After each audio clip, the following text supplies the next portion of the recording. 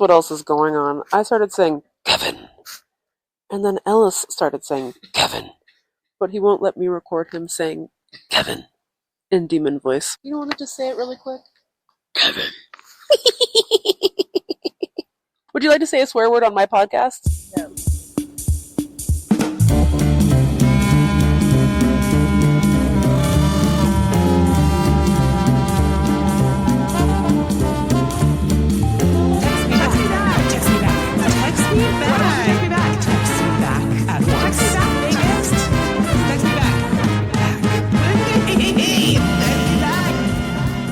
Well, text me back, Alliance. We're back at it again. The only podcast that's the number one podcast in hell. The only podcast that hails Satan.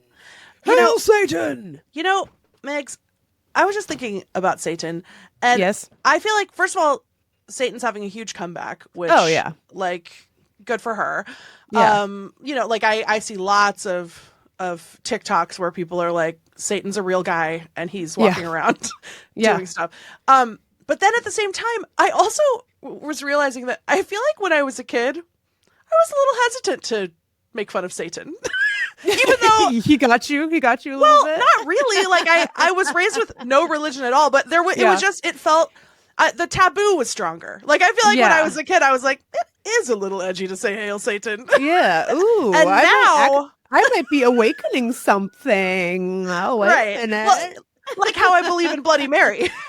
You got to be careful with Bloody Mary. You know who believed that Satan was a real guy walking around, by the way?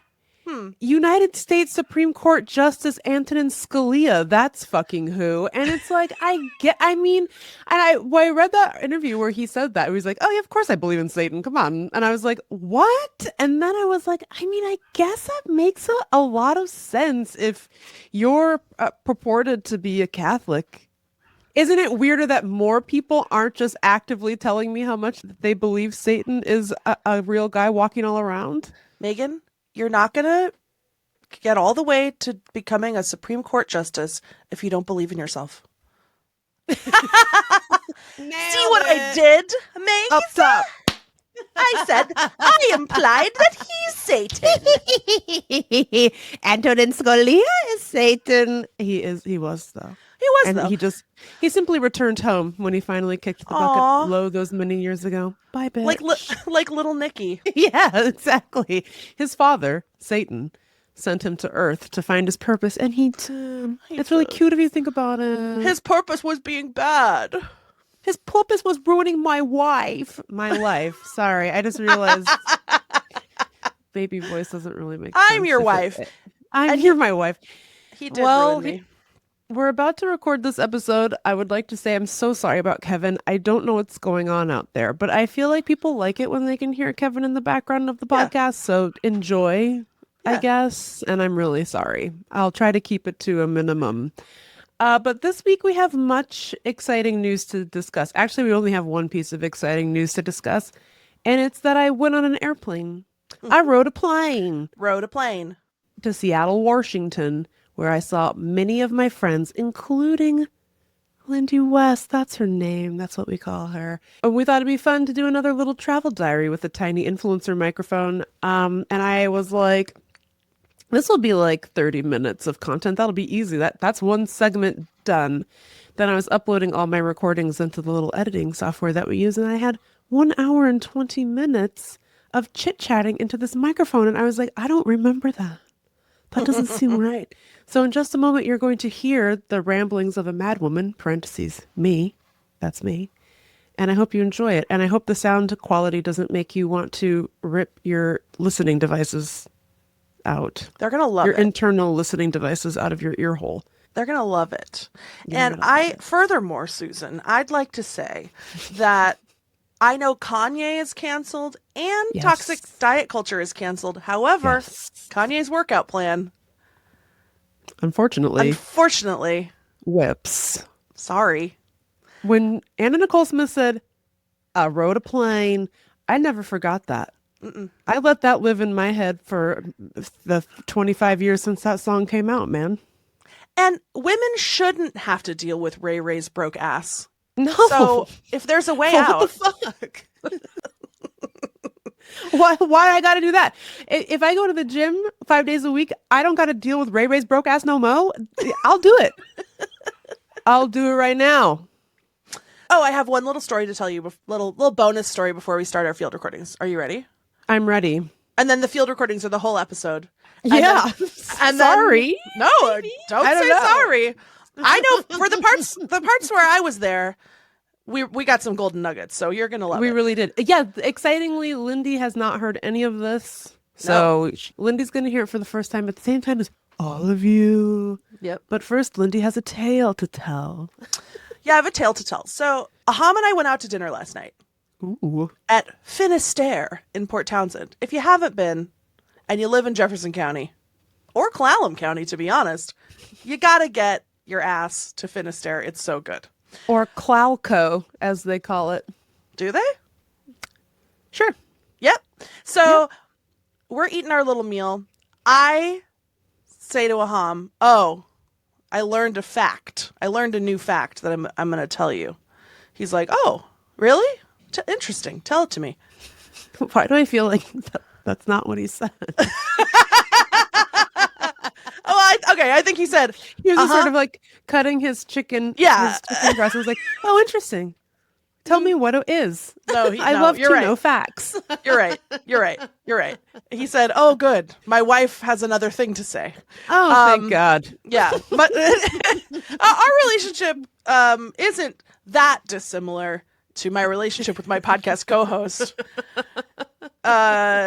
meaning that I talk and they say, "Uh-huh." Oh, Lord. Okay. So, here she comes. You again? Okay. So I'm like, I'm going to tell you this fact that I learned on Instagram Reels. God. Oh my God. You really are moonlighting our podcast in other locations. Meagan, it's not an act. It's a lifestyle. So yes, I am. I understand. But you're about this life. Yeah, I understand. Yeah, but no, this is going to surprise you. This isn't your typical Lindy West fact. Okay. This is more personal and more vulnerable. Okay. So I'm like, I learned a fact. I was watching Instagram Reels. This Instagram Reel came up. It was like a doctor, and he was like, "Hey, you see these things? They're not moles." And then he put up a picture of skin tags. And I'm like, "Oh, yes, I've seen those. Oh, yes, I know about those."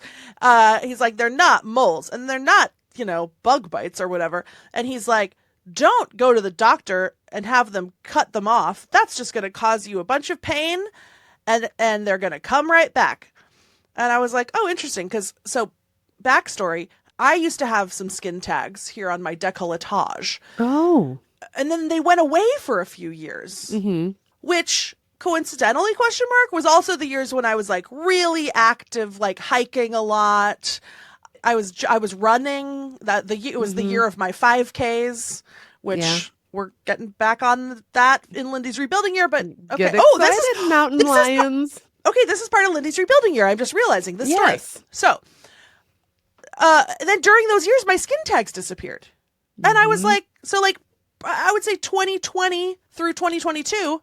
Lindy had no skin tags all of a sudden. I didn't have them removed. They just disappeared. Then Lindy got depressed. She stopped running. She stopped hiking. She's scared of cougars. She started being treated for an eating disorder where they said, "You gotta eat whatever you want or else it's bad for your brain." And I said, "Okay, well, I'm going to have Cinnamon Toast Crunch." So then guess who came back? All my skin tags. Old lady skin tag. A whole bunch of them came back, new ones even. Yeah. So then I'm like, that's interesting. And I just assumed that okay, maybe I've gotten a little bit larger. Maybe I have some sort of folds and the skin tags appear. It's because of the friction who knows. But I had noticed this correlation. So then the guy on the Instagram reel, he goes, "Skin tags are not caused by friction or heat or whatever you might think it is. Skin tags are caused by insulin resistance." I know this fact. Yeah. And so if you're eating too much sugar and your body's not processing it, you're going to get a bunch of skin tags. So, so I'm telling this to Aham, and I'm like, "Isn't that interesting?" And he goes, "Yeah, I know that because I was in the bathroom when you were watching that video," which is like, and he goes, "So I heard the video, and then I heard you go, okay."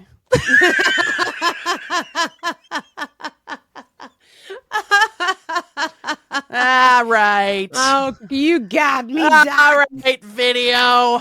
Let Fine. our listeners think this is another ice wall situation. I think that's a real fact because I think I've talked about this on the show. I had high A1C / pre-diabetes, and is pre-diabetes fake? Sure. But I also had it. You know what I mean? I was like 1 percentage point away from having diabetes according to my blood work. So I had to go on an A1C journey. But anyways, I started getting skin tags on my neck, which I had never had. And I was like, so weird. I just figured it was from necklaces or something. Now I don't have any. My A1C is within normal range.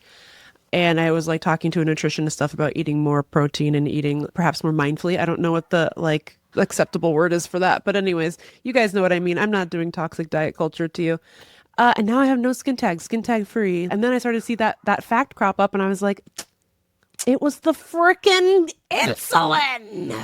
Yeah, well, and actually, you know, now that I've been doing my little eating therapy, and I've sort of like my mood has sort of stabilized where, so now I'm not like restricting my Cinnamon Toast Crunch intake, but I'm just not eating as much Cinnamon Toast Crunch. Still fat, same amount of fat, but the skin tags have started to disappear. So I actually do think it may have been Cinnamon Toast Crunch induced skin tags. If you're General Mills, like the military officer, can you give us a call and let us know what skin tag ingredient you're putting in the Cinnamon Toast Crunch? I have a guess, but I want you to confirm it, buddy.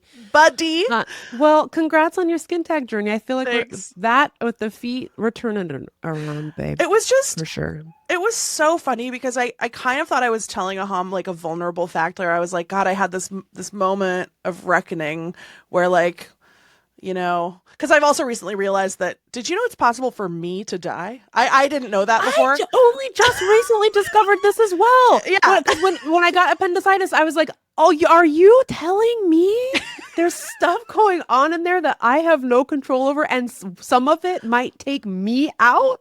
Like, what are you all going to do if I'm dead? That doesn't even make any sense. Surely the world would cease to be. It doesn't make any sense. But yeah, so I had this moment with this Instagram reel where I was like, oh, I recognize something in myself. And then I'm telling it to Aham and he's like, yeah, like literally he's like, yeah, I heard your whole journey. And then I heard you go, okay. I spoke out loud. I didn't even know that I had done that. I spoke out loud back to the doctor in the TikTok video. Yeah, I feel like genuinely cannot believe the thing that's gonna like put you on the path of like rebuilding as far as your diet is an Instagram reel. Some random doctor you don't even follow. Yeah. Like, hey, Lindy, I know why you have skin tags. I'm going to become a fitness influencer now. I'm going to do 10 lunges on each side, 10 deep squats, and 10 shoulder taps. I don't need to be skinny. But I don't like when my purse strap catches on one of these skin tags. I don't like it. You know what I mean? Yeah. I would do toxic diet culture just to get rid of the skin tags. Not aesthetically. That's fine. You know what I mean? I will take one single Jardiance pill to get my skin tags under control. You hear that, Instagram reels? I'll take it every day if it comes with a MP3 of the jingle. Not an MP3. I want to have as close to a physical copy of the Jardian single as I can get. I don't want these streaming services taking it away from me. I don't trust him. It's like George Lucas with the Star Wars. You can't see the originals. What if one of these days I can only get the frickin' replacement Jardians jingle?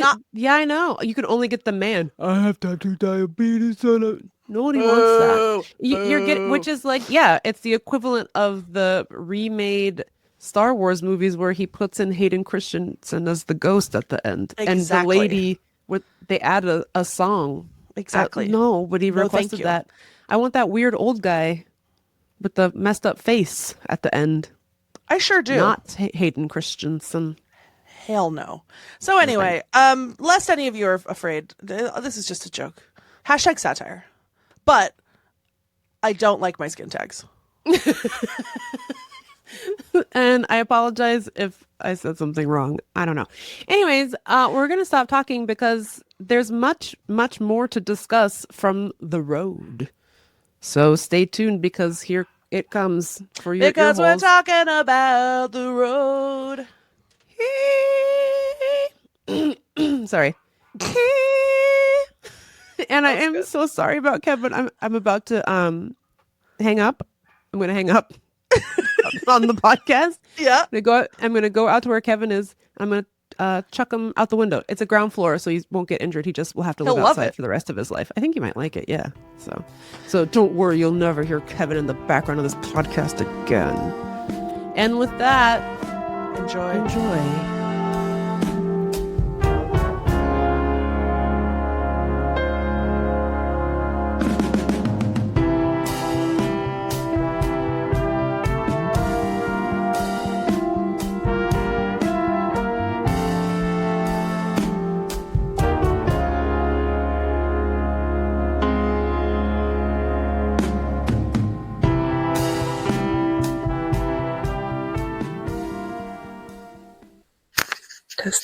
Testing. Aha, yes.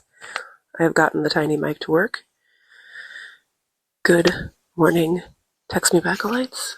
It's 6:09 a.m. here in beautiful Washington, D.C., and this is your intrepid co-host of Text Me Back podcast, Megan Hatcher-Mays.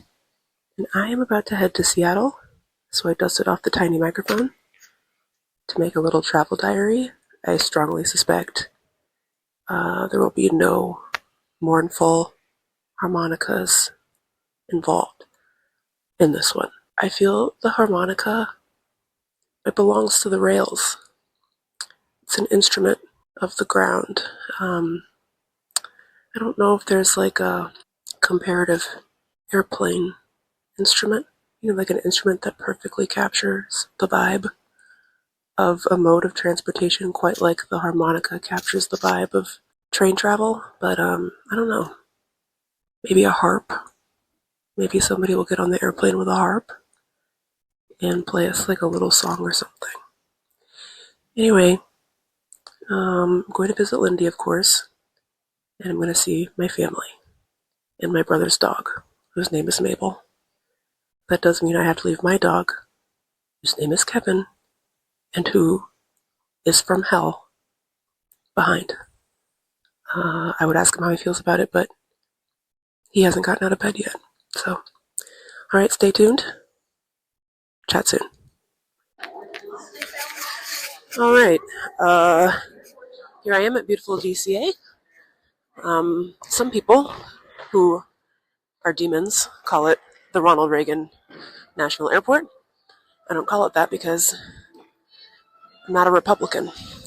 So just a little word of advice: if you're traveling to DC and you call it Reagan, everyone's going to think you voted for Trump. So make sure you call it National or DCA. Just a little bit of a local advice for you from a local. That's me, Megan. Anyway, I've arrived. I was driven by... Oh my gosh, I'm so sorry. All right, my suitcase just fell down the escalator and hit someone. So, off to a great start. Having a great day. I was going to tell you that I was driven here by a man named Furcus, but that seems unimportant now. All right, talk to you later. Bye. One benefit I think Lindy had over me is that she had a private suite in the train, so she could just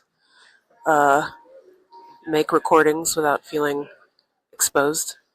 Whereas when I make recordings, everyone looks at me like I'm insane, which is both valid and understandable. What's on my mind is this. I can't believe Agent Dale Cooper walked around Twin Peaks talking into a tape recorder for like a year without feeling just a deep level of personal humiliation. Agent Dale Cooper, my hat's off to you. It takes a really strong person to talk out loud into a recording device surrounded by other people. Love you, Dale. Okay, my flight is about to board. And I'm wondering, text me back, lights, are you the type of traveler who swarms the door even though you're in like boarding group E? Just absolutely surrounding the poor gate agent, just swarming her like like a bunch of wasps. Is that you? Let me know. Let me know in the comments. Or are you normal and do you remain seated until, they call your boarding group? By the way, if you do swarm, I'm going to be honest with you. I feel like it's not really your fault. I feel like they made air travel so heinously unpleasant that we are all reacting the best way we know how, which is like our pure, most animalistic form, because we're terrified that they're going to take our bag and throw it, just chuck it underneath the plane, which is why everybody swarms the lady like a wasp. But really, it's not your fault if you think about it. If you think about it, it's Ronald Reagan's fault for deregulating the airlines. Once again, it all comes back to Ronald Reagan, folks, and that's why we call it DCA. That's why we call it national. That is why we don't call this airport Ronald Reagan National Airport. Thank you very much. Okay, I have boarded. I had to put my bag kind of far away from my seat, so when I get off, I feel like I have to stand around and wait until I can get my suitcase. I continue to be humiliated using the tiny mic in front of other people. The two guys I'm sitting next to did not laugh at my joke, and so I'm feeling very vulnerable. I will say that, so I'm sitting in the exit row, and the flight attendant came to be like, you have to be like, yeah, I'll rip the door open if there's an emergency or whatever. It's usually pretty quick. This lady was like, here's how it works. You got to rip off the plastic thing on the handle, pull the handle down. The door's open like wings. But before you do that, look out the window. Make sure there's no structural damage. Make sure there's no fire. If I'm yelling at you to open up that door and you see fire or structural damage, you tell me no, because I won't be able to see it because I'll be in the back of the plane. And I'm sitting here like, Jesus Christ. This is the most terrifying safety briefing I've ever received in my 30 years of flying, ma'am. And I just want to say, I believe we've officially made America great again when the flight attendant is going deep on the potential for structural damage to the wing in an airplane emergency. I'm really glad we cut the costs. You know what I'm saying? Also, and I'll talk more about this when we land, some lady tried to fight me. I had to put my bag a few rows behind me. Then I moved back and I was like, oh, excuse me, I'm actually in row 16. So the people behind me had to back up, and they did. So I went to lean down to ask the people in my row to move so I could get into my seat. This lady just goes, excuse me, ma'am, you need to wait 1 second for us to back up. And I was like, I'm just getting into my seat. She's like, I know what you're doing. She just like didn't like how I was doing it, so she just decided to chirp at me. And I was like, what is this tension? I don't understand what this tension is about. And she goes, you're the one causing the tension. And I don't think that's true. I don't think I am the one causing the tension. Definitely think it was that lady who became the principal of Alaska Airlines Flight 1 from DCA to Seattle. So mind your fucking business, lady. This did not affect you in any way whatsoever. And then she just jawed about me all the way back to her seat. Listen, we're on a skybound Greyhound bus to the West Coast. This is not a private jet. It's not a PJ. Okay? You're gonna have to interact with other human beings, and if you can't do that, don't get on the plane. Don't hassle me about how I'm moving through these aisles. I'm being normal. Okay. Anyway, this lady looks like one of my least favorite aunts, so that was probably why it triggered me so much. Okay. I have exited the plane. I have an update for you about my fake aunt, the woman who was mad at me because she didn't like that I needed her to back up so I could get into my seat. I guess the speed with which I was moving was very upsetting to her. Anyway, so the issue here is I had to place my bag several rows behind me, and unfortunately, as I look back to determine where in space and time my fake aunt was, my beef partner, She was sitting right underneath my bag, folks. That's right. I put the bag in the overhead compartment above her seat. That was the only space that was left. I had to do it. The flight attendant told me to do it. I don't know if that's what kicked off the beef, but then I was like, oh my God, when this flight is over, I'm going to have to see her again in order to get my bag. But then guess what? God shined his light upon me, folks, because a bunch of people had to put their bags in rows behind them, and we all just made this one white guy take down our bags and hand them to us. So what I'm trying to tell you is, men occasionally come in handy. Like when you're trying to avoid some lady who started a beef with you over seat selection. I just want to say, shout out to burly Caucasian males who have sort of benevolent, sexist views about handing women their bags. To you, I say, I love you, and I think we should get married. Thank you. All right, here I am. I arrived at my brother's home actually many hours ago, but then I got distracted by my friend Mabel, who's a dog. I also needed to eat my natural soft taco, which is a taco from Taco Time. I will say I really regretted only getting the small tater fries. I should have at least gotten a medium. First of all, Taco Time does something with their tater fries. They're like extended edition. You know what I mean? Like you know how like you get like a Plymouth Voyager extended and it has like 8 extra inches of caboose, like extra space. That's what the tater fries are like at the Taco Time. They're like longer. They're taller than your average tater fry. And I feel like they double or triple fry these bad boys. So good. And anyway, the small only comes with like 8 tater fries, and that's simply not enough for an adult woman to feel sated. But anyways, it was a wonderful meal. Anyway, I'm here with Mabel. We'll see if she wants to talk about anything of importance. Mabel, I know you've been a little bit upset at the noise in the neighborhood today. Is there anyone in particular you've got your eye on?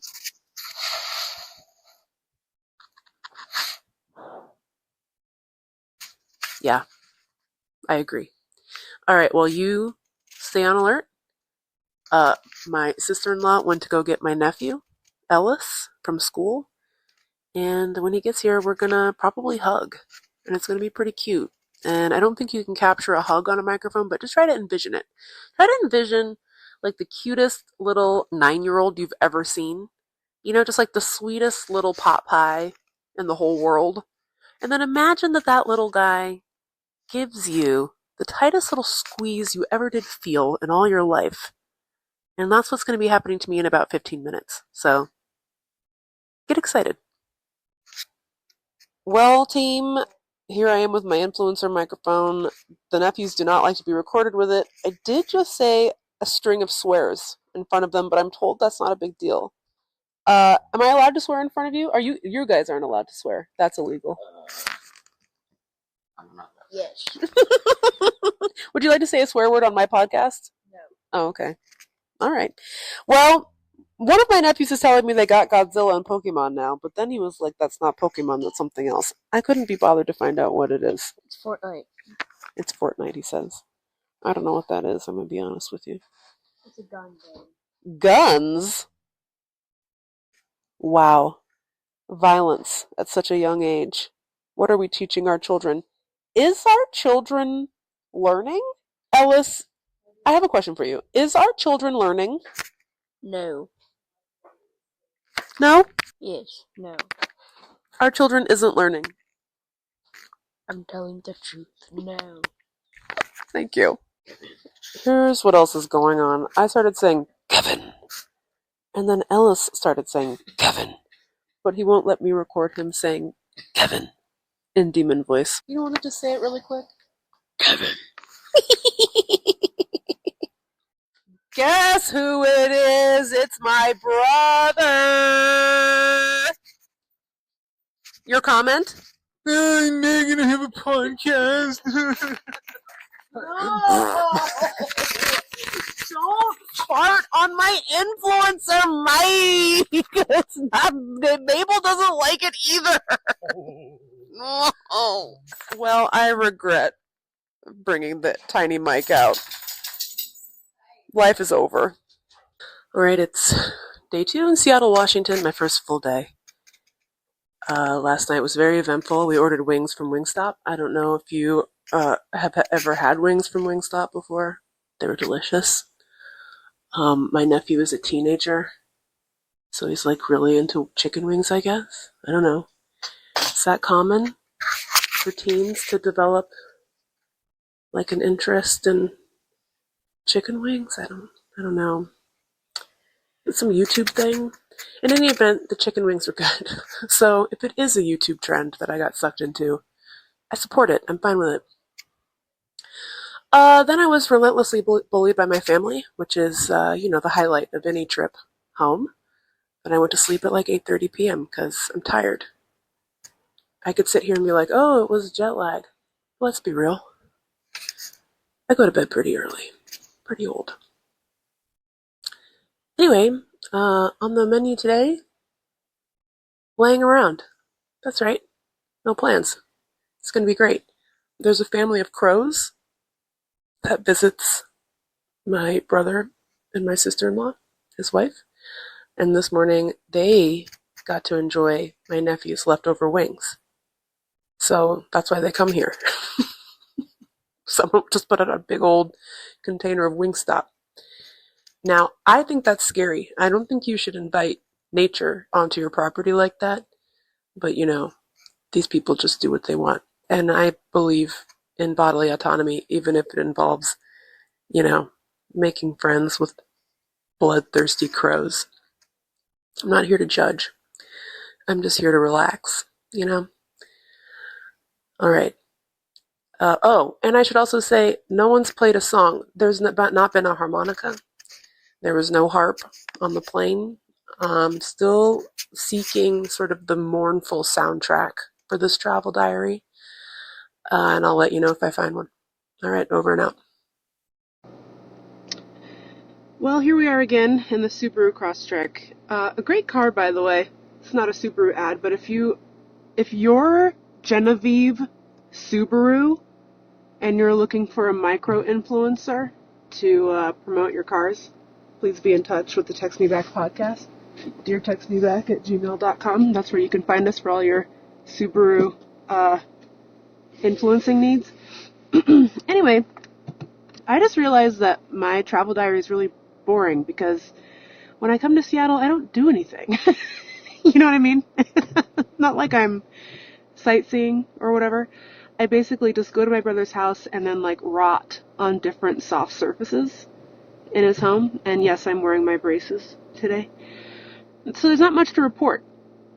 But today, I've decided I'm going to go to a beloved West Seattle restaurant called Wildwood because they have a Caesar salad there that I really love, and also their sandwiches are really good. I don't know if it's just me, but I also feel a little bit, self-conscious about ordering a salad. Like, I don't want to be perceived as a salad girly, as if I'm, voluntarily engaging in toxic diet culture. It's just that I like salads. I like them. They taste good, and I want to eat them, but I don't want people being like, salad.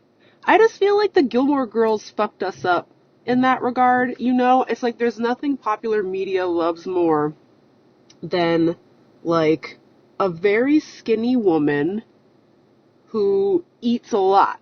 People love the trope of, boy, you sure can eat, little lady. They love that. And so it's so bad to be perceived as anything other than a Gilmore Girl eating, French fries on top of Chinese takeout or something. You mix the French fries in with the General Tso's. And if you're not doing that, you're not a girl's girl. Anyway, this got unexpectedly vulnerable for my travel diary, which is mostly just supposed to be about jokes and farts and things, and then became about salad and my high A1C and my pre-diabetes. Anyway, the point is, I like Caesar salad. It's fucking good.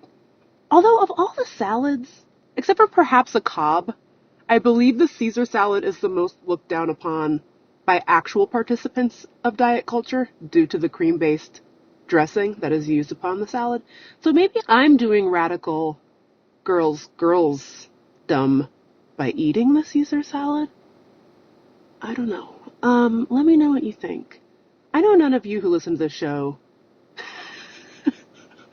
would care if I ordered a Caesar salad if we were hanging out. It's just something that goes on in my internal processes. It's as if I have some hang-ups about food, thanks to the society in which I was raised. Let me know if you can relate. So, after that, my emotional upheaval about whether or not it's diet culture to order a salad, I went and I got the salad. I went and got the Caesar salad. Or so I thought, you guys, okay? Because, listen, I love the Caesar salad, and the main reason I'm going to this place is because I want the Caesar salad.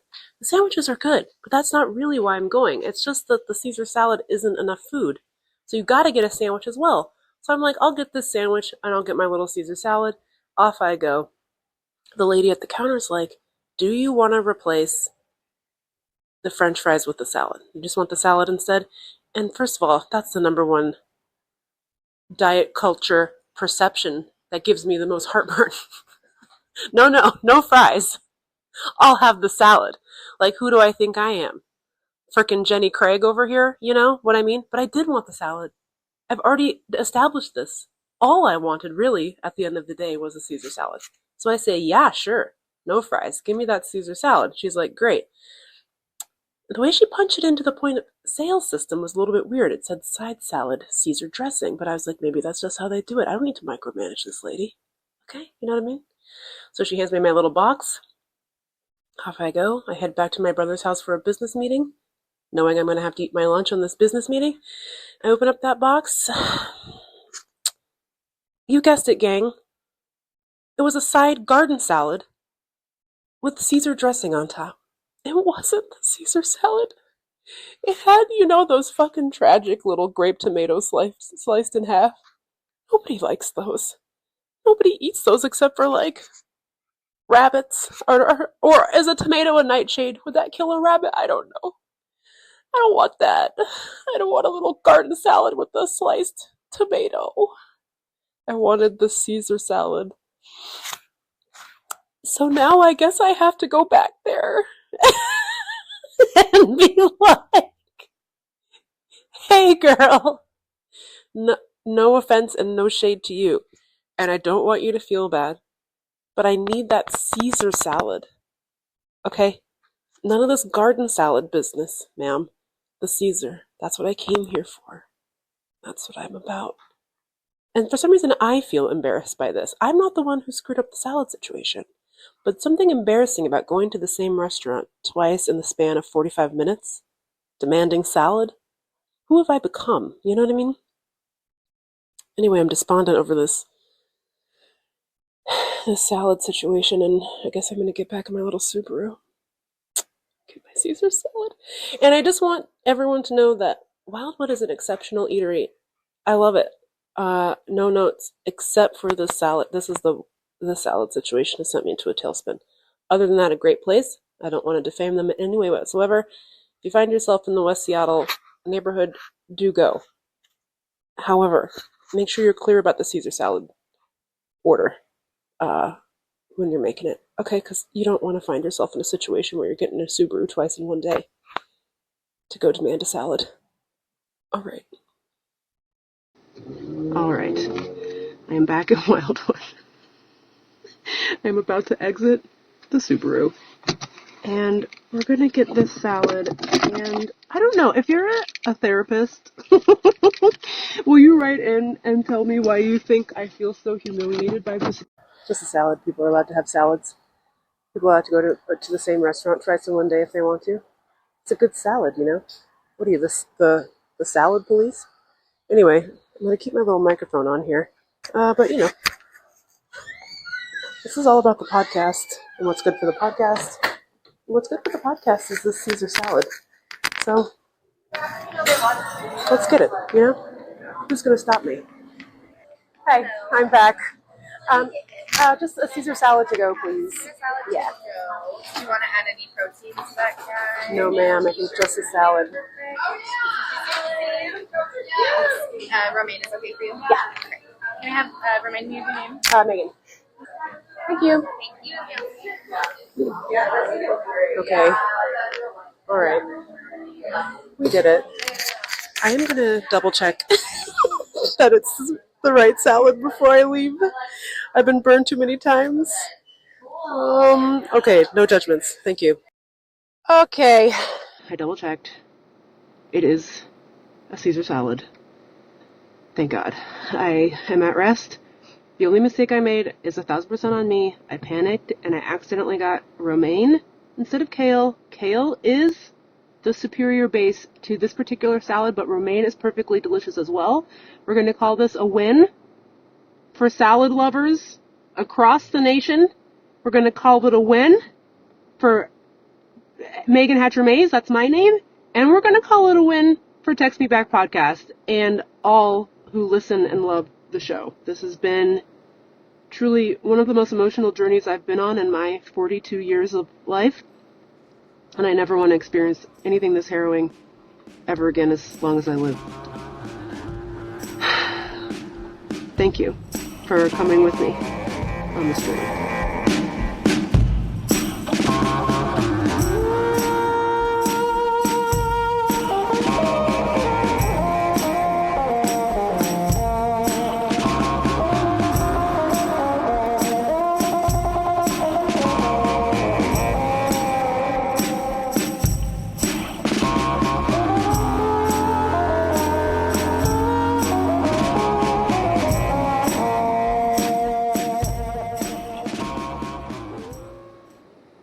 I have just returned from my nephew's soccer tryouts.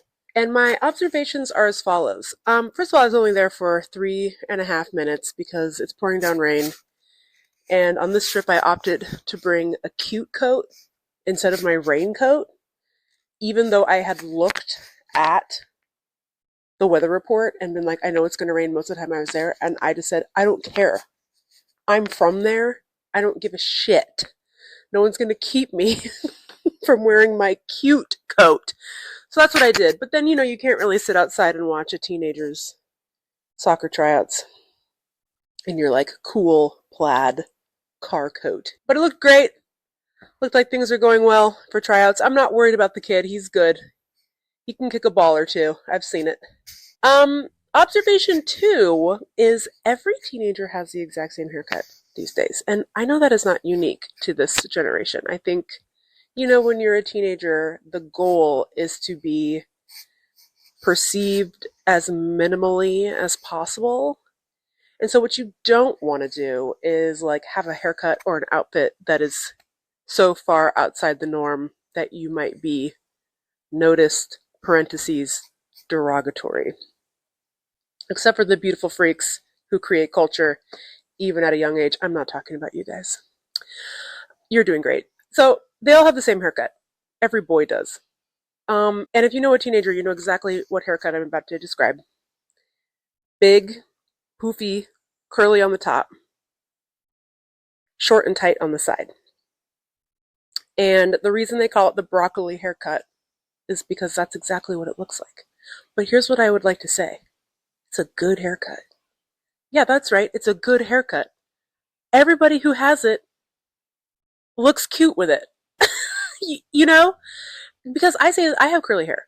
And my goal always is to get that hair as big as is humanly possible. I want that shit enormous, And I just love that the teens of today are embracing volume.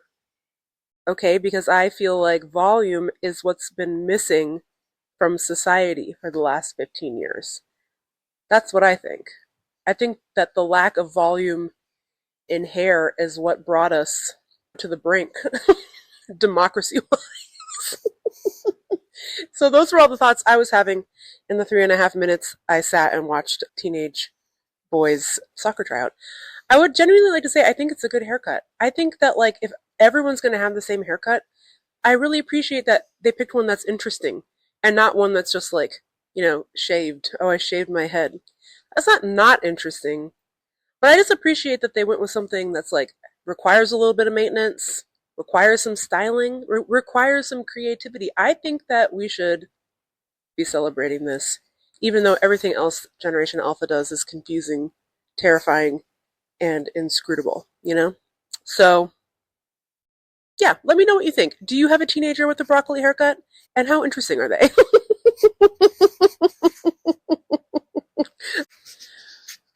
Okay, I'm sitting here. My nephew has returned from soccer tryouts. He made the team. He's a captain, and we stan.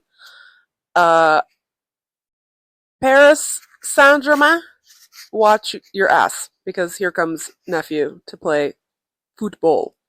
Anyway, we were just chatting about, things that the youth like, and I was like, I can't keep up with it all. And then he said, when I get old, I'm going to totally know what is going on.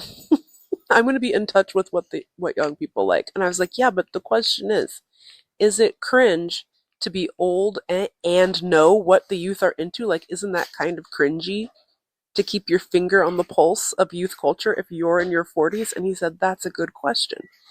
And then he said, what do old people like? Like, what are old people into? And I was like so taken aback by that because, old people are constantly harassing young folks to tell them what's interesting and cool these days. Young people never ask old people what's cool in the old people community. You know what I mean? I just thought it was such a funny question. And then, I was stumped. I was like, what do old people like? I have no idea. I was extremely stumped by the question, but here's what I came up with. I was like, old people like to watch prestige dramas, preferably on Apple TV, a streaming service that literally no one has. And he said, that's correct. No, but what even is on Apple TV? Which is a perfectly fair follow-up question. I said, old people like to develop extremely niche interests, such as craft beer, or like old people like to get into things that only Europeans care about, like soccer. Like, old people like to wake up at 5 a.m. and watch Premier League. And he said, really? Maybe old people aren't so bad. So if you're an old person who wakes up at 5 a.m. to watch Premier League, congrats. Your aura points are extremely high. You are not cringe. You should be proud. So let me know what old people like. I think I kind of nailed it, to be honest. I also was like, we like to go to bed early. He did not think that was very cool. But I said, old people like to have a really nice meal. And he agreed that that was a good one. So I think we're doing okay. I think the old people are kind of holding it down. So anyways, write in, comment, let me know. What do old people like? And did I nail it? Thank you. All right.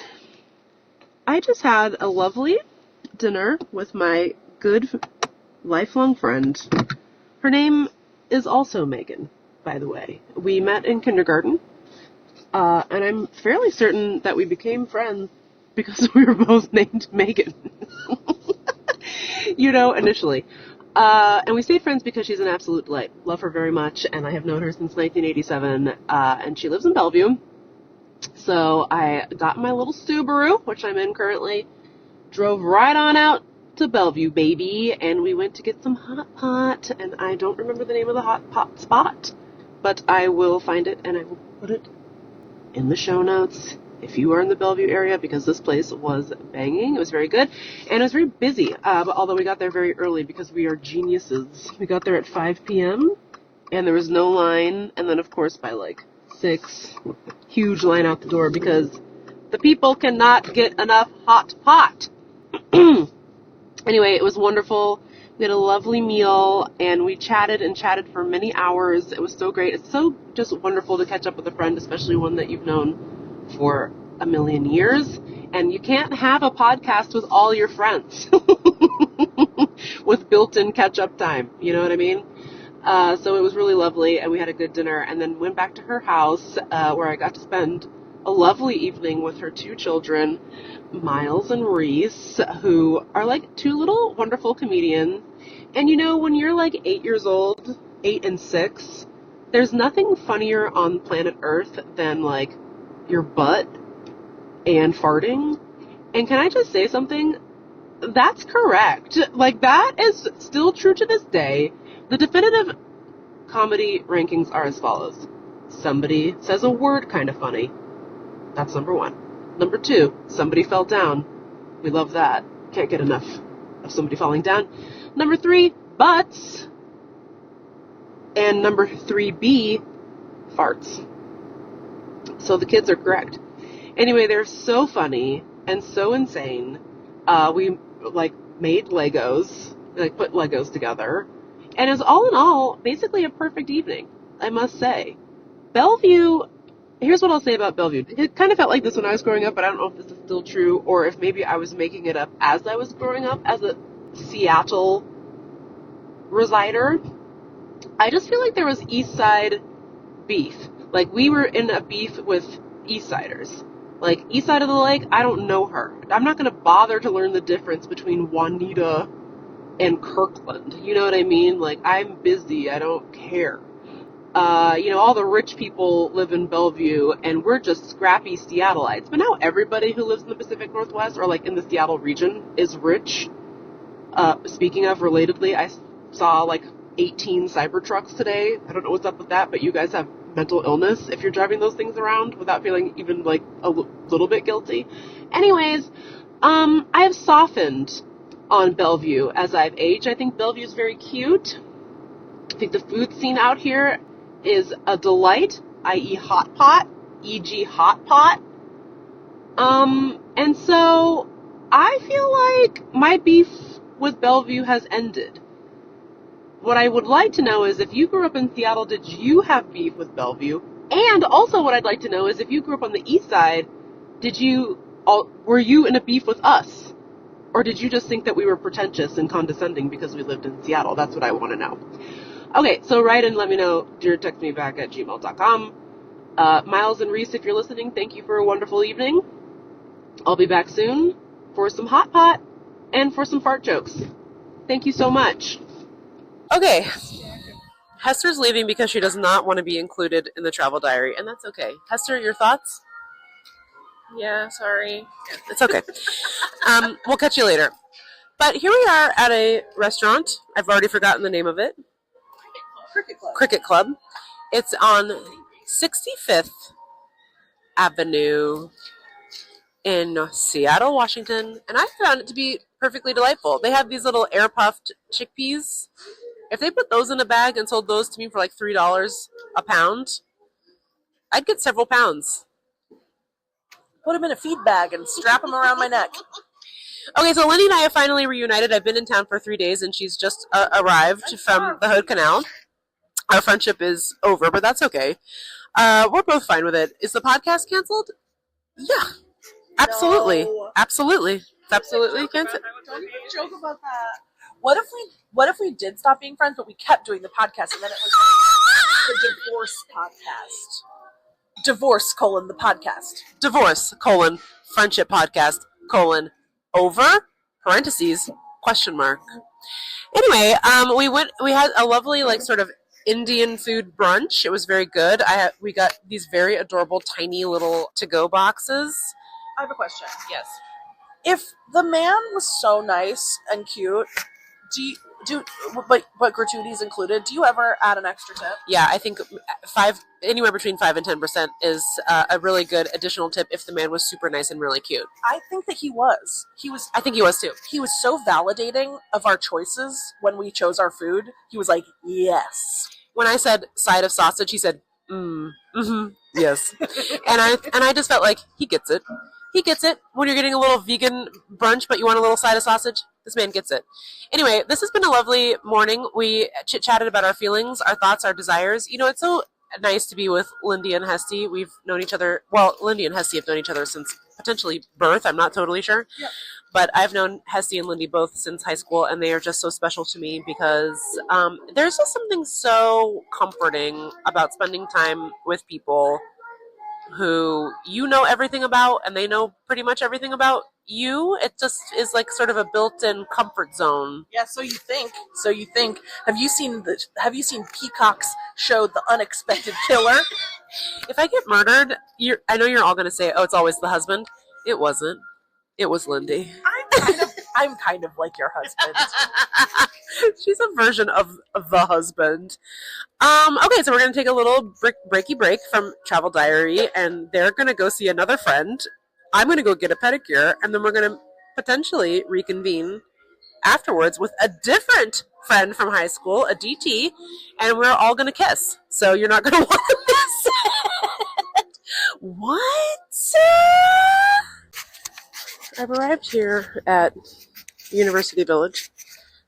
This is the scene of the littering crime, my high school littering crime, where I think I threw an empty Jamba Juice or something cup. Anyway, it was the scene of the kayak dad crime. He really did not like that I had littered the cup. Anyway, U Village, and I think it's always been this way, so it's kind of comforting. U Village is a shopping center devised by Satan himself, and it's full of Satan's warriors. You know what I mean? And coming here is sort of like being sent to purgatory. Also, parking at U Village is the most of all the things devised by Satan. The parking at U Village is the one that's devised by Satan the most. So I parked in a 3-minute curb food pickup zone and decided to tempt God because I just don't believe that the U Village police are going to ticket or tow the Subaru Crosstrek just because I parked extremely illegally. I just don't believe that that's the case. Also, the line to check out at the QFC is extremely long, so I'm thinking about just stealing. So I don't know, there's something about coming to U Village that makes me want to commit crimes. Just wanted to share. Thanks. I didn't record that much today, but I think part of it is because I was just having such a nice time. It's just really nice to see people that you've known for 1 billion years. That's very cozy. It's like one of the coziest things ever, you know? And I think it's really good for the mind to just kind of like become one with your friend's couch and like look through old photo albums and scream and be disgusted by your fashion choices and like friendship choices from the early 2000s, late 90s. And we were like, Lindy and I were like reading people's senior quotes and just scream laughing because, everyone's senior quote is so stupid. I don't think that high schools should let teenagers do senior quotes because it's just a recipe for future humiliation, I think. By the way, my senior quote is something like, never learn to do anything. That way you'll always find someone else to do it for you. And that is such a deranged quote. Like the quote is just, be lazy. But maybe that like actually kind of does tell you everything you need to know about me. So maybe it was actually a very good senior quote for me at the end of the day. Anyway, Lindy and I had a lovely day, and we went over to our friend Aditi's house. We've known her since high school as well. And we just drank wine and had some charcuterie and just chit-chatted about people we knew many, many years ago, and it was very, very cozy, very satisfying. We hung out with Lindy's mom for a little bit, and we'll also be hanging out with Lindy's mom tomorrow, along with Lindy's mom's best friend. So it'll be like 4 best friends in a room, which is like pretty charming if you think about it. Anyway, I go over there to Lindy's mom's house, and she goes, "Oh, I have a present for you." And she handed me a big manila envelope that said, Meagan? Question mark on the outside. And I can't tell you, what a choice that is. Next time you give somebody, like a loved one, a present, put their name on the outside of the present with a question mark after it. It really, it just adds a certain flavor, I think, to the gift giving process. I really recommend it. Anyway, I opened up the envelope, and inside was this very beautiful ceramic plate with a lady on it standing by sort of like a Scandinavian log cabin with her goat kind of carved into and painted on the plate, and it's beautiful. And Lindy's Auntie Austri, who is one of Lindy's top aunties, may she rest in peace. She was such an angel and is still an angel wherever she is. I guess used to collect these plates, and so now I am the proud owner of one of Auntie Austri's ceramic plates. And I think we can agree that the woman on the plate is me wearing a blonde wig, and the goat is Kevin. So we'll post a photo of the plate on our Instagram. So that was today. It was a nice little day. It was like, it got kind of warm at one point, and I had to buy a t-shirt at U Village and change into a t-shirt because I became Pig Woman outside of the Rivian store at U Village, and that's an arrestable offense at U Village. In fact, they don't allow pig people there. Anyway, speaking of, I will be returning to U Village tomorrow to have lunch with Lindy and her mom and her mom's best friend. So wish me the best. Okay, we're at Joey Kitchen. Two best friends with two best friends. Ella and Ingrid, best friends. Lindy and Meagan, best friends. And I think the question is, what's your top best friend lesson over the many beautiful years of your friendship? What's your secret to staying best friends? What's your best friend secret? I don't know. She's just wonderful. I just love her. We just kept showing up. I don't know. I showed up for your wedding. You showed up for my life. You showed up at the beach. No, not for my wedding. I got married when you weren't here. She got married on the sly when I was in the... Oh, an elopement? Oh, no, it was planned. I wasn't included in the plan. So. You were in Norway.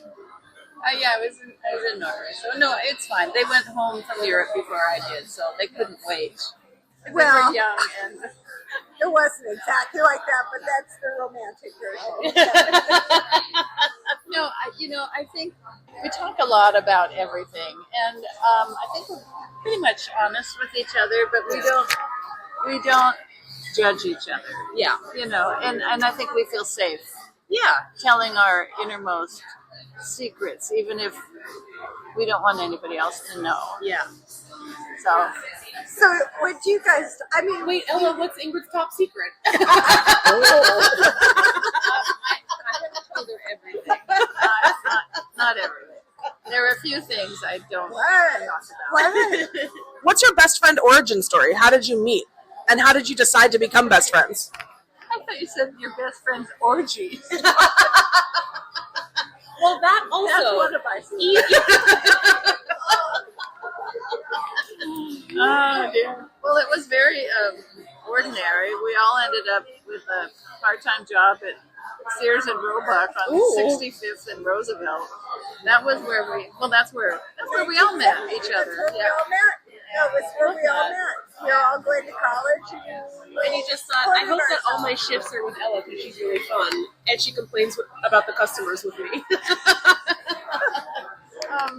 I don't know. We just got to know each other. Over time. I think we were, in 1970, I was just barely, freshman or sophomore in college. We weren't in nursing school yet. No. We decided to do that, and we made that decision together. Well, I said, what are you doing? And she said, I'm applying to nursing school because they have free money. You get money to go to school. I said, she said, great, I'll be a nurse too. Yeah, amazing. I can do that. I'm a dedicated caregiver. And we had never been in a hospital before, and we had never known a nurse. Never known anybody that was. No, we'd never known anyone to be in healthcare. But she's my smart friend, so if it was a good idea in her mind, I thought, oh, yeah, sounds good to me. And they paid for it. So we were done. Who's better at being a nurse? She is. No, really. Ella, for the record, Ella is pointing at Peter. No, it's not true. Ella is very half-heartedly pointing at Ingrid just to be nice. Okay, well, this is the deal. I am not. This is the deal. Ella has brilliant instincts. Really? And, yes. And if I something, never knew that. if somebody's going south, she jumps in. She knows exactly what to do. Yeah. Really? And I'm like, okay, what's going on? I need to like check the record and Really? figure out. Let's see, there's option A, B, or C. Yeah, I had never known that. you. I You didn't know do. that. Of course not. Yeah. Well, you think things through more I clearly do. than I do. Maybe And you do a just- better job. No, because people will die Well, then there's that. if I think too long. Then there's that. Yeah.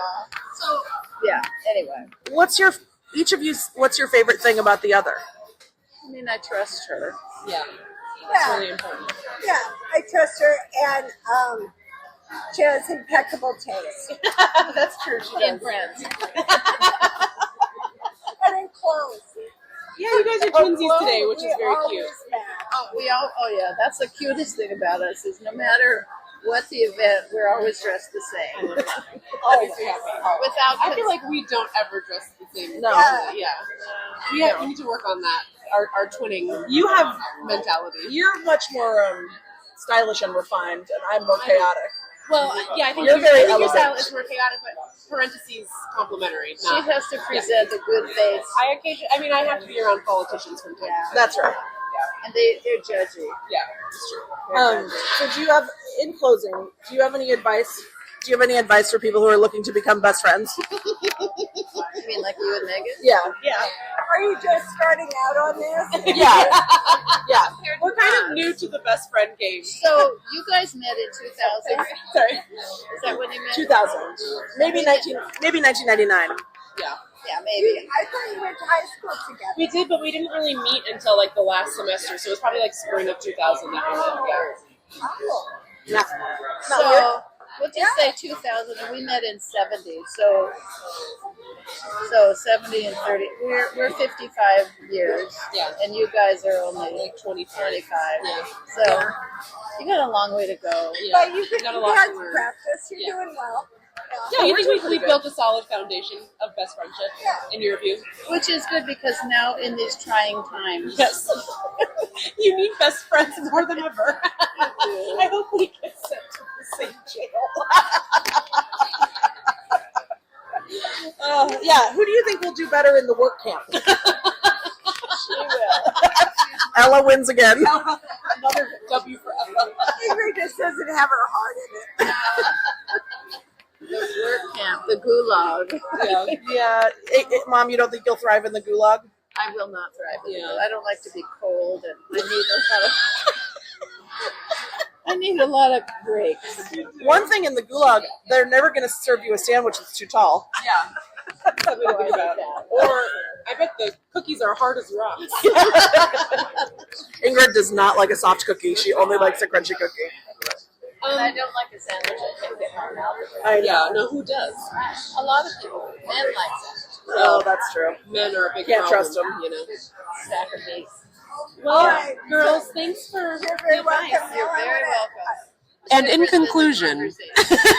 conclusion, I love my best friend, and we're gonna start dressing alike. Well, you know where we will dress alike? In the work camp. They will give us matching uniforms, and it'll be so cute. Okay. Thank you, besties. Thank you. It was fun. Should we make a little? Oh, yeah. Yeah. We just left Joey K. A sensational lunch as always. Gotta recommend the blackened chicken, of course. It's on a bed of warmed potato salad, which, by the way, listeners, had loose corn in it. And I will say, did I need the loose corn to be in it? No, I did not. But was I upset about the loose corn? No. Also, no. So then at the end of the lunch, Ingrid, Lindy's mom, agrees to pay. Our server, Luke, I believe his name was, brings us the check and says the following: someone, an anonymous person, has generously paid $100 of your bill. $150 of your bill, and all you owe today is $6.62. So Lindy and I said, don't worry, Ingrid, we've got it. We will pay for today's lunch. You don't worry about it. No, Ingrid still paid for some reason. And then we were like screaming at the table of Joey K, saying, who is this person? Who did this? Who did this? Who is this person who has paid for our lunch? And Luke, locked box, refused to say a word. He would not say, he was like, I know who it is, and I won't tell you. Yes. I will not tell you who it is. And I was like, was it Joey? If it's Joey, you have to tell us. And he was like, and he kept saying, it's not Joey. It's not Joey. Yeah. It's definitely not Joey. Yeah. And then I debased myself. Yeah. I humiliated myself by saying, well, it was probably a fan. I said, I have fans. I don't know if you're familiar with my work. Yeah, if any of you read a lot of Samantha Irby, it's giving her famous story, Are You Familiar with My Work? It was giving that. Lindy was like, was it a woman about my age wearing glasses? Because that's the demo. And he was like, nope. No, it wasn't a woman. And we were like, not a woman. A husband? And I was like, was it a husband? So then Ingrid realizes she accidentally left the wrong tip. She put 20% on $6 instead of 20% on $156. So she runs Luke down to be like, sir, I need to give you more money for your tip. And then Ingrid got to extracted the information. How did you extract the information? I just said, who paid the bill? And it turns out it was just a family sitting behind us who I didn't even see. Lindy said they looked vaguely familiar, but she wasn't sure. Yes. And I was like, are they a podcast listener? If it was you, a podcast listener, please be in touch. It was so generous and so kind. And if I had known, I would have gotten 2 orders of blackened chicken. So please let us know next time if you're going to be doing this. And by the way, if it was you and you do listen to this podcast, don't blame Luke. Ingrid is very persuasive and intimidating. She's intimidating, but she's also very charming. Great charm victory for Ingrid today. She discovered who was the lunch buyer. But we still actually don't know who you are. I think his name is Luke. Anyway, a great charm victory for us all. Thank you to whoever bought us our lunch. You are a perfect angel.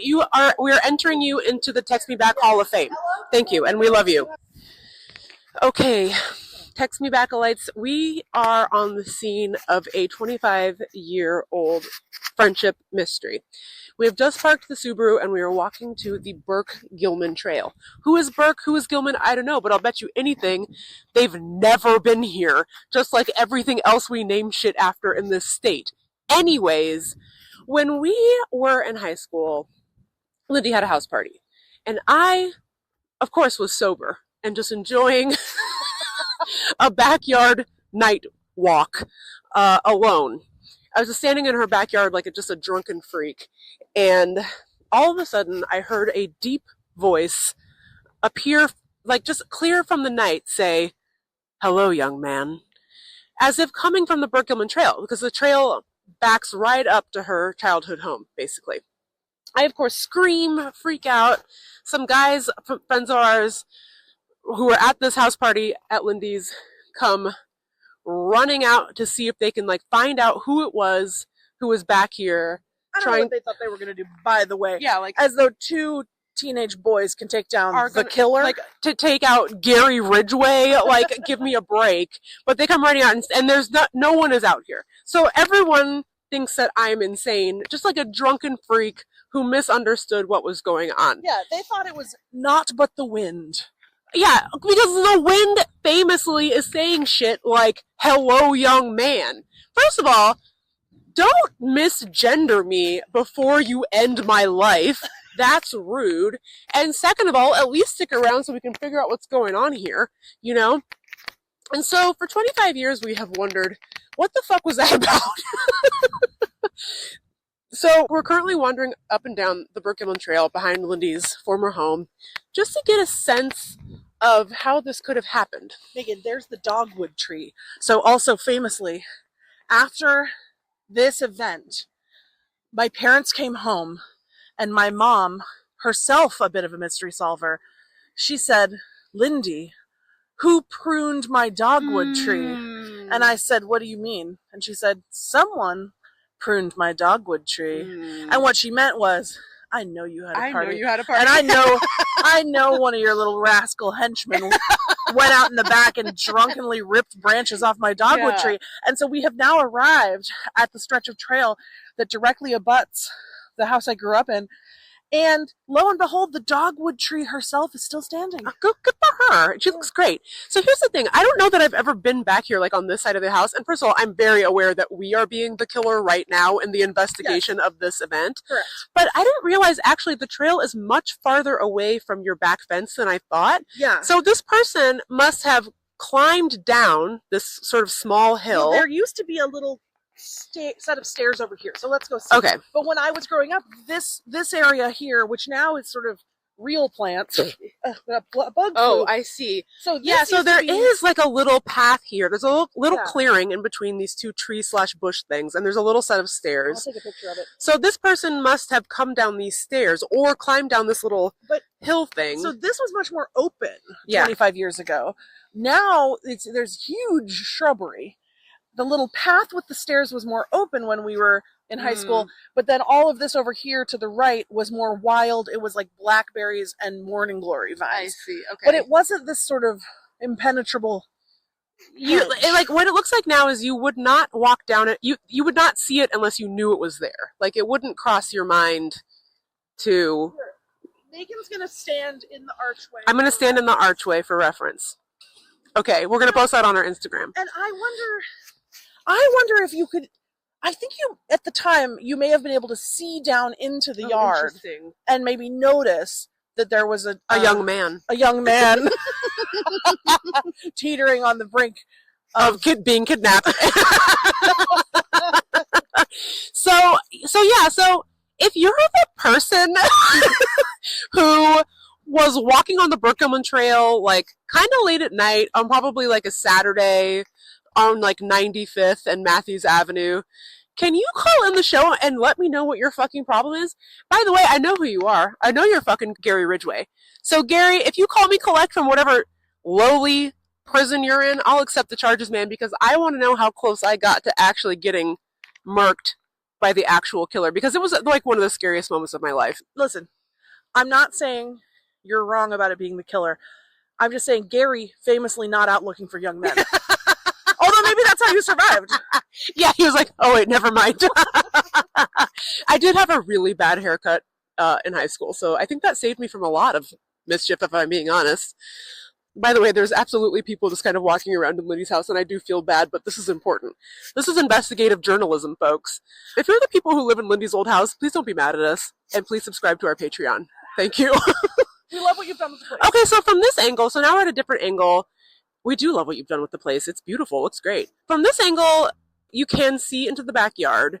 So it's possible that this person was kind of like walking, like kind of towards your house, saw me in the backyard, then kept walking, saw the stairs, and was like, I'm going to go freak this person out and potentially kidnap and kill them. Yes. You know, Megan, there also wasn't always a fence in the back. I don't remember. I'll have to ask my mother when we built the fence, because I think it may have just been an open path Interesting. down to the back patio. So that was just a freeway for the killer. An absolute superhighway for the killer. A homicidal superhighway. So it's not like we're going to solve this mystery. Obviously, we'll never figure out who it was who tried to kill me that night. But it's so nice to get just a little bit of extra perspective about what exactly happened here. To get a little lay of the land for the killer and how he moves through life, you know? There's a lot of interesting stuff going on here, actually. I'm also noticing that for years, my mother fought a Cold War with the next door neighbors who were determined to build a bamboo forest, to plant a forest of bamboo in their yard. Yeah. And she managed to keep them from doing it for the 15 years that they lived in that house. But now I can see in her absence, they have done it. And it looks like shit, so I think she was actually right to be mad. I mean, it really doesn't look good at all. They're not coming in right. It does. I think they were going for like lush bamboo greenery, and it just looks like It's giving Lorax. Yeah, It's giving Dr. Seuss. It's not giving what I think they wanted it to give. it's giving Crouching Tiger, Hidden Dragon. Like, I'm gonna twinkle toe all the way up to the very, very, very top of this one long wavy branch. Yeah, and sort of bend it and then fly backwards to my enemy. That is what it's giving. If you're my parents listening to this on some sort of time travel device, don't sell this house. Yeah, this it's house so rocks. cute. It's such a great house, and it's very modern. I always thought it was so chic and so beautiful because Lindy's mom has exceptional taste, and it looks great still. So good job, everybody. Designed by I believe a famous architect named Paul Kirk. If you're Ever heard of him? if you're a building head. If you're a building head, give us a call, 703-829-0003. If you're the owners of this house, sorry we creeped you out so bad. I'm sorry. You know what we're doing? We are not breaking the generational trauma of being weird in the backyard of this house. Now they're caught up in the loop of backyard trauma. Oh no. Oh no. No, I don't think that they know that we're back here. Or maybe they're so scared they've already called the police. Oh, there's a squirrel. And I thought it was a person. I thought it was you, and I was Okay. going to talk to them. Megan, one last thing. Lest you feel sorry for the people with the bamboo forest who were, targeted by my mother. They also had a Pomeranian that they did not ever bring inside. It just stayed in the backyard in a doghouse and barked and barked and barked. And we called the authorities so many times, and they couldn't do anything because it was like technically being kept alive. I'm calling the Hague retroactively. I'm from one Kevin lover to one Kevin hater. You're going down, suckers. All right. Well, anyway, if you have a lead on who tried to kill me that night, those many years ago, give us a call. Right in. We'd love to solve this mystery so much, but it's good to be back at the scene of the crime. I feel like my inner child is healing. I've boarded my flight. I'm very pleased to announce that I was in boarding group B, which was amazing. B as in boy, B as in beautiful, B as in businesswoman. And so I didn't have to deal with any angry women who looked exactly like my evil aunt. And I just boarded right on, put my items right up above my own seat. It was beautiful. It was charming. It was delightful. And now I'm seated. I'm going to head on back to Washington, D.C., unfortunately. I'm looking forward to it, though. It was a lovely trip to Seattle, Washington. But it is time to go home and sleep in my own bed. At the airport, I stopped for a beveragino. For just a casual Tuesday afternoon beveragino. And I don't know what it is that happens to men at airports. Something alters their brain chemistry and turns them into, like, sort of deranged sociopaths. But anyway, there was like 3 guys at the airport bar, and you could tell they had not known each other before they arrived at it. And they were all fucking faded on Michelob Ultras.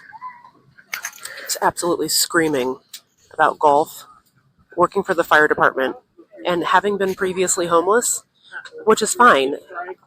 I have no problem with that. But for some reason, the conversation veered into how much they hate the current crop of homeless people. like it was this whole conversation about how when they were homeless they acted right and they don't like the unhoused people today. It was so insane and just like hateful, and I was like, don't let men meet other men at airport bars when there's Michelob Ultra in sight. This is how societies collapse, okay? Like, this is how they got Rome, dude. It was the Michelob Ultras. Anyway, like, all those guys are going to, like, fucking Tucson or something. I don't know. Wherever in Arizona, they do a lot of golfing. That's where they're all headed. So if you live there, beware, because here they come. Anyway, I'm feeling very Dale Cooper. I'm feeling very exposed with my little microphone. I'm going to stop recording.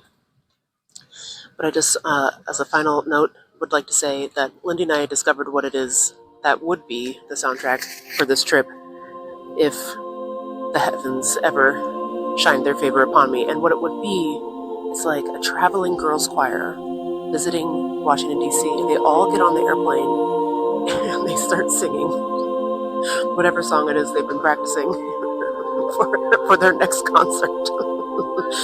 And what I've learned is I love my friends. I love Seattle, Washington. But I also love to go home. I'm looking forward to seeing Kevin and Margie. And you know what? Even the cat. to embrace them warmly and say, I love you. Meagan Hatcher Mays, signing off.